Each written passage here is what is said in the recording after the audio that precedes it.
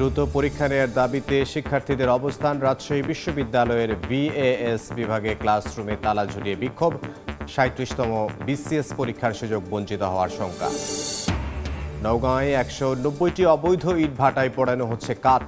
৩৫টি কারখানায় চলছে টায়ার থেকে তেল ও সীসা তৈরি। অভিযোগ পেলেও কর্ণপাত করেনি প্রশাসন, ব্যবস্থা নেয়ার আশ্বাস।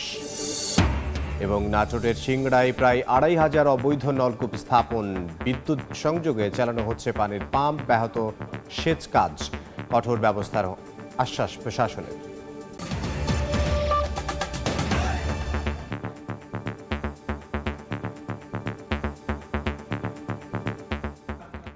আমন্ত্রণ সময় সংবাদের নিয়মিত আয়োজন। বিভাগীয় সময়ে থাকছে সপ্তাহের ৭ দিন ভিন্ন ভিন্ন বিভাগের সংবাদ নিয়ে। আজ থাকছে রাজশাহী বিভাগ, সঙ্গে আছে আমি ইমদাদুল হক। নওগাঁয় ইট ভাটাগুলোতে পোড়ানো হচ্ছে কাঠ। জেলার ২০৬টি ইট ভাটার মধ্যে পরিবেশ ছাড়পত্র আছে মাত্র ১৬টির। ভাটাগুলোর দূষিত ধোঁয়া ছড়িয়ে পড়ছে আশপাশের এলাকায়। পাশাপাশি ৩২টি কারখানায় চলছে টায়ার থেকে তেল ও সীসা তৈরি। এতে মারাত্মক পরিবেশ দূষণের কবলে নওগাঁর অন্তত ২০টি গ্রাম। দূষিত বাতাসের কারণে স্থানীয়রা আক্রান্ত হচ্ছেন নানা রোগে। শিগগিরই এসব কারখানা বন্ধ করতে কাজ চলছে বলে জানিয়েছে জেলা প্রশাসন। সংস্কার কমিশনগুলোর প্রতিবেদন নিয়ে রাজধানীর ফরেন সার্ভিস একাডেমিতে ব্রিফিং চলছে। সরাসরি যাচ্ছে সেখানে। বিশ্বাস করি জুলাই গণঅভ্যুত্থানের যেই জন আকাঙ্ক্ষা ছিল, বাংলাদেশের একটা কাঠামোগত সংস্কারের যেই আকাঙ্ক্ষা ছিল, সেটা বাস্তবায়ন হবে। এবং এক্ষেত্রে সংস্কার কমিশনের রিপোর্টের ভিত্তিতে রাজনৈতিক দল, সিভিল সোসাইটি সহ সকল স্টেক হোল্ডারদের সাথে আলোচনার ভিত্তিতে, সবার ঐক্যমত্যের ভিত্তিতে আমরা আমাদের যে রাষ্ট্র ব্যবস্থার প্রত্যেকটি সেক্টরে সংস্কার আনতে পারবো। এবং এই সবার ঐক্যমত্যের পরে আমরা সরকারে যারা আছি, আমরা সেটা ইমপ্লিমেন্টেশনের দায়িত্বটা নিব, সেটা আমরা করব। এবং এক্ষেত্রে আমরা সকল পক্ষের সহযোগিতা এবং সহযোগিতা আশা করছি। ঠিক আছে, আমি একটা তথ্য অ্যাড করি, তারপর আপনারা প্রশ্ন করেন। সেটা হচ্ছে শুধু যে সাধারণ মানুষের কাছ থেকে মতামত নেওয়া হয়েছে বা ওনারা বিভিন্ন জরিপে অংশ নিয়েছেন সেটা না।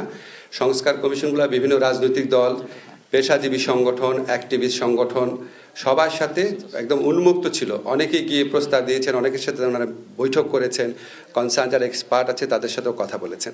আপনারা যদি আজকে প্রশ্ন করেন, আমাদের অনুরোধ হচ্ছে আপনারা এই সংস্কার কমিশনের রিপোর্ট আছে, এটার মধ্যে সীমাবদ্ধ থাকার চেষ্টা করবেন।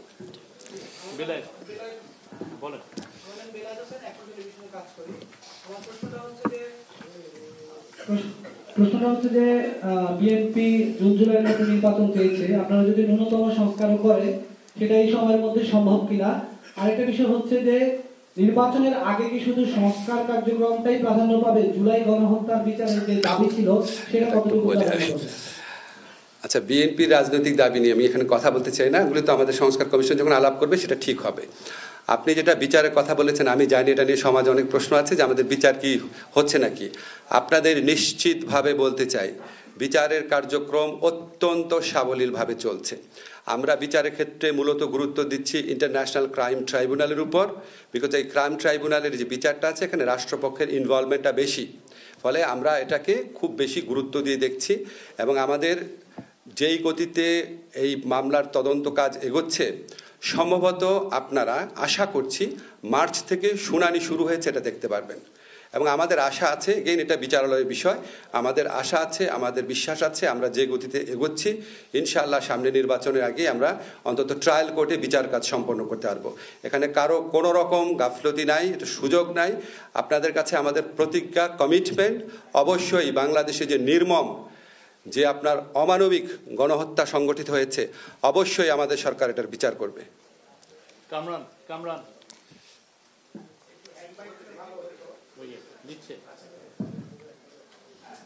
ধন্যবাদ। আমার নাম কামরান চৌধুরী, আমি আমেরিকান প্রতিষ্ঠান। তো সেটি হচ্ছে যে আপনারা আজকে যে প্রেস কনফারেন্স করেছেন এবং এর মধ্যে 4টা কমিশনের মধ্যে উল্লেখযোগ্য যে কমিশন সবচেয়ে বেশি আলোচিত সেটি হচ্ছে কনস্টিটিউশন রিফর্ম কমিশন। কিন্তু আমরা এই প্রেস কনফারেন্সে এসেছি, কিন্তু অ্যাকচুয়ালি আমরা জানি না যে কমিশন কি ধরনের রিকমেন্ডেশন গুলো দিয়েছে, যেটার ভিত্তিতে আমরা প্রশ্ন করব। তো এখন প্রশ্নটা হচ্ছে, যদি আপনারা সুনির্দিষ্টভাবে আগে থেকে না বলেন, আমাদের পক্ষে আদৌ প্রশ্ন করা সম্ভব কিনা কনস্ট্রাকটিভ কিছু। দ্বিতীয়ত হচ্ছে আরেকটা প্রশ্ন হচ্ছে যে আমি যেটা বললাম যে আপনারা আসিফ সাহেব বলেছেন যেটি সে আপনারা এগুলো বাস্তবায়ন করে যাবেন, রিফর্মগুলো আপনারা আশা করছেন বাস্তবায়ন করে যাবেন। তো আসলে এই যে কনস্টিটিউশন রিফর্ম বলুন, ইলেকশনের রিফর্ম বলুন, যা কিছুই বলুন, এগুলো একটা পলিটিক্যাল প্রসেসের বিষয়। সেই পলিটিক্যাল পার্টিগুলোর সঙ্গে মানে ultimately that will go to the political process. Political পার্টিকে যদি আপনি, হ্যাঁ আমি সেটাই বলছি যে আপনার রাজনৈতিক এটা সাস্টেনেবিলিটি কতটুকু দেখেন, আপনাদের এই যে আপনারা ইমপ্লিমেন্ট করবেন এটা আপনার ম্যান্ডেট কতটুকু। না না, আমি তো আওয়ামী লীগ প্রশ্নটা ঠিক আমাকে একটা প্রশ্ন করতে দিবেন কাইন্ডলি, সেটি হচ্ছে আওয়ামী লীগের বিচার একটা কথা, কিন্তু আওয়ামী লীগ অ্যাজ এ দল এখনো ব্যান হয়নি বা কোনো কিছু হয়নি। আওয়ামী লীগের সঙ্গে কোনো রকম আলোচনা বা কোনো রকম কিছু হবে কিনা আপনি কিন্তু ভাই আমার কথাটা মিসকোট করেন না। আমি বলেছি রাজনৈতিক দলের সাথে মতৈক্যের ভিত্তিতে যেই সংস্কার প্রস্তাবগুলোর ব্যাপারে ঐক্যমত হবে সেইগুলির বিষয়ে আমরা আইন ও নীতি প্রণয়ন করবো এবং বাস্তবায়নের চেষ্টা করব। রাজনৈতিক মতৈক্য ছাড়া তো বলি নাই। বাকিটা রেজওয়ানা বলেন। এই সংস্কারের যে প্রক্রিয়াটা শুরু হয়েছে এটার কনটেক্সটটা যেন আমরা ভুলে না যাই। কনটেক্সটটা হচ্ছে একটা গণ অভ্যুত্থান। এই এখন যদি আমাদেরকে সবকিছু একটা আইনি কাঠামো ধরে বলা হয় যে সংবিধানের এত অনুচ্ছেদে এটা আছে, আপনাকে এটা এইভাবে করে করতে হবে, তাহলে এই যে গণ অভ্যুত্থানের যে চেতনাটা, গণ অভ্যুত্থানের যে আকাঙ্ক্ষাটা, এটা আমাদের জন্য এড্রেস করা তখন দুরূহ হয়ে পড়ে। আমরা গণ অভ্যুত্থানকেই আমাদের হৃদয়ে ধারণ করেছি এবং এই সংস্কারের ক্ষেত্রে সকল রাজনৈতিক দল, কাউকে বারণ করা হয়নি, সকল রাজনৈতিক দল তাদের মতামত দিয়েছেন। আজকে যে কমিশনগুলো রিপোর্ট দিয়েছে সেই রিপোর্টগুলো সকল রাজনৈতিক দলের লিখিত বক্তব্য প্রতিফলন করেছে। যতটুকু কমিশনরা মনে করেছেন যে নেবেন ততটুকু নিয়েছেন। এটাই কিন্তু এটা শেষ না, এটা নিয়ে আলোচনার প্রক্রিয়া। আসিফ ভাই 1, 2, 3, 4 ফেজের কথা বলেছে, প্রয়োজন হলে ফেজ বাড়বে, কিন্তু রাজনৈতিক মতানৈক্যের ভিত্তিতেই হবে। এবং প্রধান উপদেষ্টা মহোদয় এটা ক্লিয়ার করেছেন যে আমরা একটা এর পরের কমিশনটা হবে পলিটিক্যাল কনসেনসাসের কমিশন, যেটাতে উনি নিজেই থাকবেন হচ্ছে নেতৃত্বে। সুতরাং এটা পলিটিক্যাল কনসেনসাস নিয়েই হবে এবং যখন পলিটিক্যাল কনসেনসাস চলে আসবে, আমরা আশা করি পলিটিক্যাল কনসেনসাস আসবে, তখন আর লেজিটিমেসি না থাকার কোনো প্রশ্ন থাকছে না। এমনিতেও লেজিটিমেসি না থাকার কোনো কারণ নাই, কারণ এক হচ্ছে যে এই সাংঘাতিক বড় রকমের গণ অভ্যুত্থানের ফলেই কিন্তু এই প্রক্রিয়াটা শুরু হয়েছে। তারপরে রাজনৈতিক দলেরা সক্রিয়ভাবে লিখিত বক্তব্য দিয়েছেন, তো ম্যান্ডেট আছে বলেই তারা, প্রয়োজনীয়তা আছে বলেই তারা এই জিনিসগুলো দিয়েছেন। আরেকটা কথা হচ্ছে রাজনৈতিক দলের সাথে আলাপ। কোন রাজনৈতিক দলকে আমরা আপনাদেরকে আগেও বলেছি, বারবার বলছি যে আপনাদের প্রশ্ন কনস্ট্রাকটিভ ডিস্ট্রাকটিভের বিষয় না, আপনারা যেই প্রশ্ন করবেন সেটাই কনস্ট্রাকটিভ। আমাদের এখানে একটা গ্রুপ আছে, হোয়াটসঅ্যাপ গ্রুপ, যেটা শফিক ভাই পরিচালনা করেন। সেখানে কিন্তু প্রত্যেক কমিশনের প্রধান যে কথাগুলো বলেছেন সেগুলো অলরেডি রেকর্ডেড ফর্মে দিয়ে দেওয়া আছে। তারপরে আজকে সন্ধ্যার মধ্যে সামারি গুলো চলে যাবে আপনাদের কাছে। কন্টেন্টের বিষয়ে খুব ভালো হয় আপনারা সংস্কার কমিশনের প্রধানদেরকে যদি প্রশ্ন করেন, তার কারণ ওনারা আজকে ওনাদের রিকমেন্ডেশন গুলো বলতে পেরেছেন, কিন্তু রেশনাল গুলো তো আমাদেরকে বলতে পারেন নাই, সেই সময়টা তো ছিল। আর হচ্ছে যে আমাদের পক্ষ থেকে বারবার বলা হয়েছে যে সরকারি পক্ষ থেকে বিচার হচ্ছে, কাউকে টার্গেট করে বিচার হচ্ছে না, একটা স্বচ্ছ প্রক্রিয়ার মাধ্যমে বিচার হচ্ছে। আপনারা ভিডিও দিচ্ছেন, আমরা ভিডিও জোগাড় করছি, দেখা যাচ্ছে এমন বিষয় ধরে বিচার হচ্ছে। কাজে আমরা যেহেতু কোনো রাজনৈতিক দলকে নিষিদ্ধ করিনি, রাজনীতিতে কোন দল কোন অবস্থানে কিভাবে থাকবে সেই সিদ্ধান্ত সেই রাজনৈতিক দল নেবে, এটা অন্তর্বর্তীকালীন সরকারের উপর নির্ভর করছে না। আচ্ছা, আমি একটু রাজনৈতিক দলের ব্যাপারে একটু ক্ল্যারিফাই করি আপনাদের। আমাদের রাজনৈতিক দল নিষিদ্ধ করার জন্য বাংলাদেশে বিভিন্ন আইন রয়েছে, আর যুদ্ধাপরাধের দায়ে কোনো দলকে শাস্তি দেওয়া যেটা সংবিধানে রয়েছে। তো আমরা করিনি বা আমরা করব না সেরকম কোনো কথা না, আমরা বিচারিক প্রক্রিয়ার দিকে তাকিয়ে আছি। সুষ্ঠুভাবে বিচার হওয়ার পর আমরা এই গণহত্যা, মানবতা বিরোধী অপরাধের সাথে দল সংশ্লিষ্টতার বিষয়ে আমরা যেই ধরনের রায় পাবো সেটার আলোকে বহু সিদ্ধান্ত গ্রহণ করার সময় এবং সুযোগ আমরা পাবো। জি, চাওয়ার মতো হবে। আসলে আমরা তো অনেক রকম কথা শুনে আসছিলাম যে মুজিববাদী সংবিধানকে কবর দেওয়া হবে বা ৭২ সংবিধান থাকবে না ইত্যাদি ইত্যাদি। তো আপনারা যদি কাইন্ডলি একটু বলেন যে যারা রেকমেন্ড করেছেন তারা কি সংবিধান বাতিলের কথা বলেছেন নাকি তার সাথে সংশোধনের কথা বলেছেন? এটা আমার একটা প্রশ্ন। যদিও শফিক ভাই বলেছেন একটা বেশি করা যাবে না, আমি দুইটা প্রশ্ন করতে চাই। আর দ্বিতীয় প্রশ্ন হচ্ছে যে রাষ্ট্রীয় আমাদের যে সংবিধানের 4 মূলনীতি তাতে কোনো পরিবর্তনের রেকমেন্ডেশন আছে? আমরা কন্টেন্টের ব্যাপারে কিছু বলবো না। হ্যাঁ, আপনি ওই পেজে পাবেন কন্টেন্টের ব্যাপারে কমিশন প্রধানের সাথে কথা বলবেন। আর ওই মুজিববাদী সংবিধানের কবর রচনা এগুলি পলিটিক্যাল বক্তব্য হিসাবে যে দল যে কোনো কিছু বলতে পারে। এটা যদি কমিশন বলে বা যদি সরকার বলে তখন আমাদেরকে প্রশ্ন করবেন। সিংড়ায় প্রায় ২৫০০ অবৈধ নলকূপ স্থাপন করা হয়েছে। কম খরচে সেচ সুবিধা নিশ্চিত করতে নাটোরের সিংড়া উপজেলায় ২২৭টি গভীর নলকূপ এবং এলএলপি স্থাপন করে বিএডিসি ও বরেন্দ্র উন্নয়ন কর্তৃপক্ষ। এর মাধ্যমে সেচের আওতায় আসে উপজেলার প্রায় ৬৫০০ হেক্টর জমি। তবে সরকারি সেচ প্রকল্পের আওতায় জমির মধ্যে অবৈধভাবে প্রায় ২৫০০ অগভীর নলকূপ স্থাপন করেছে স্থানীয় প্রভাবশালীরা। কেউ বাড়ির থেকে, কেউ বা পল্লী বিদ্যুৎ থেকে সরাসরি সংযোগ নিয়ে পাম্প বসিয়েছেন। এ বিষয়ে কঠোর ব্যবস্থার আশ্বাস দিয়েছে স্থানীয় প্রশাসন। সরকার পুলিশকে রাজনৈতিক প্রভাব মুক্ত করে একটি নিরপেক্ষ সংস্থায় উন্নীত করতে কাজ করে যাচ্ছে বলে জানিয়েছেন পুলিশ মহাপরিদর্শক বাহারুল আলম। সকালে রাজশাহীর সারদা পুলিশ একাডেমিতে ৪০তম সাব ইন্সপেক্টর ব্যাচের সমাপনী কুচকাওয়াজে প্রধান অতিথির বক্তব্যে তিনি একথা জানান। আইজিপি আরও বলেন, পুলিশ সংস্কার কমিশনের উদ্যোগের সাথে সবাই একাত্ম।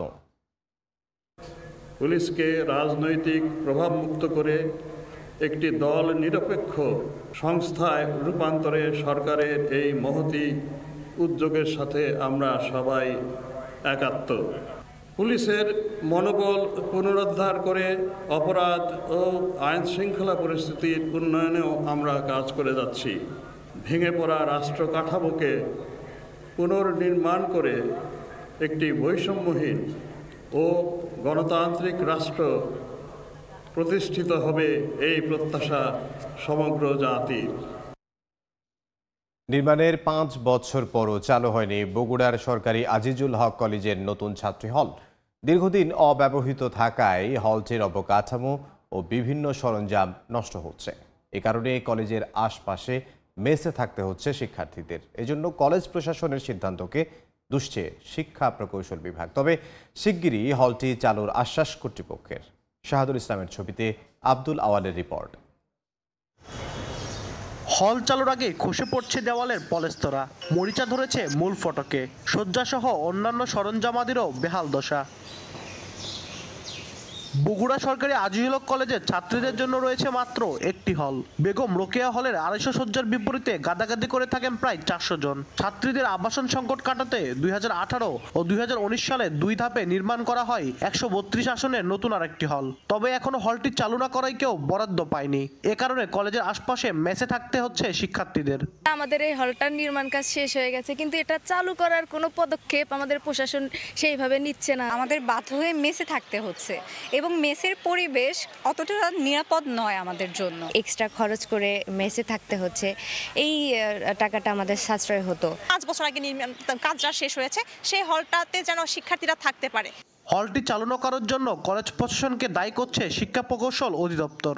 পাশাপাশি অবকাঠামো ত্রুটি দেখা দিলে মেরামতের আশ্বাস সংশ্লিষ্ট কর্মকর্তার। আজিজুল হক কলেজের হোস্টেল বিল্ডিংয়ের কাজটি আমরা 2টি ফেজে সম্পূর্ণ করেছি।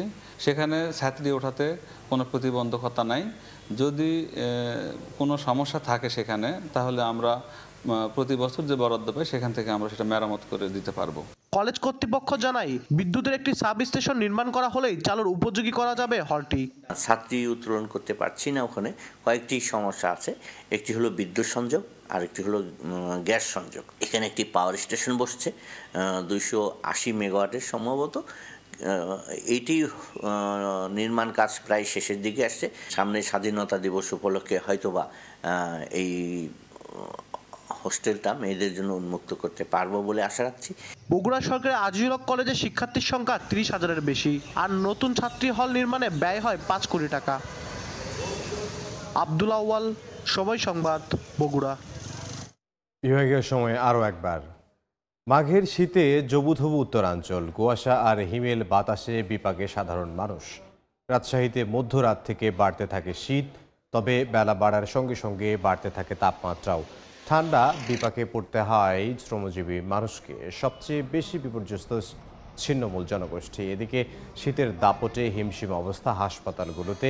প্রতিদিনই ঠান্ডাজনিত নানা রোগ নিয়ে ভর্তি হচ্ছেন রোগীরা। সিরাজগঞ্জের জেনারেল হাসপাতাল ঘুরে দেখা যায় ভর্তি রোগীর মধ্যে শিশুর সংখ্যা সবচেয়ে বেশি। এদিকে শীত মৌসুমে সিরাজগঞ্জে তৈরি হচ্ছে সুস্বাদু খেজুরের গুড়। রাজশাহী, পাবনা ও নাটোর সহ বিভিন্ন স্থান থেকে আসা গাছেরা সংগ্রহ করছেন খেজুরের রস। আবহাওয়া অনুকূলে থাকায় এবার বেশি রস পাওয়ায় গুড়ের ভালো উৎপাদনও হয়েছে। অমৃত সেনের ছবিতে রিঙ্কু কুণ্ডুর রিপোর্টে বিস্তারিত। কুয়াশা ভেজা শীতের ভোরে সূর্য না উঠতে কাঁধে হাড়ি নিয়ে বের হন গাছিরা। এরপর রাতভর হাড়িতে জমাকৃত রস গাছ থেকে হাড়ি থেকে খেজুরের রস ছেঁকে ঢালা হয় টিনের তৈরি এক ধরনের বিশেষ পাত্রে। পরে মাটির তৈরি চুলায় 3 থেকে 3.5 ঘন্টা জাল দেয়া হয়। অল্প আঁচে নির্দিষ্ট সময় রস জাল দিতে দিতে ঘন আর লাল হয়ে আসলে তা নামিয়ে ঢালা হয় বড় বড় গামলায়। সেখানে বাঁশ বা কাঠের টুকরো দিয়ে ঘন রসগুলো বারবার ঘুরিয়ে ঘুরিয়ে ঠান্ডা করা হয়। শীতল হয়ে এলে বিভিন্ন ছাঁচে ঢেলে কিছু সময় রাখলে তৈরি হয় সুস্বাদু খেজুরের গুড়। প্রতি বছর শীত মৌসুমেই সিরাজগঞ্জের তারাস, রায়গঞ্জ, উল্লাপাড়া সহ বেশ কয়েকটি উপজেলার গ্রামে গ্রামে শীতের ভোরে চোখে পড়বে এমন দৃশ্য। রাজশাহী, পাবনা, নাটোর সহ দেশের বিভিন্ন স্থান থেকে আসা গাছিরা স্থানীয় কৃষকদের কাছ থেকে খেজুরের গাছ ভাড়া নিয়ে এই গুড় তৈরি করেন। চলতি বছর আবহাওয়া ভালো থাকায় রসের উৎপাদন ভালো হচ্ছে। এতে ভালো গুড় পাচ্ছেন গাছিরা। রাত 3টা থেকে শুরু করে ফজর আজান পর্যন্ত আমরা রস সংগ্রহ করি। 4 ঘন্টা লাগে ধরেন জাল দিতে।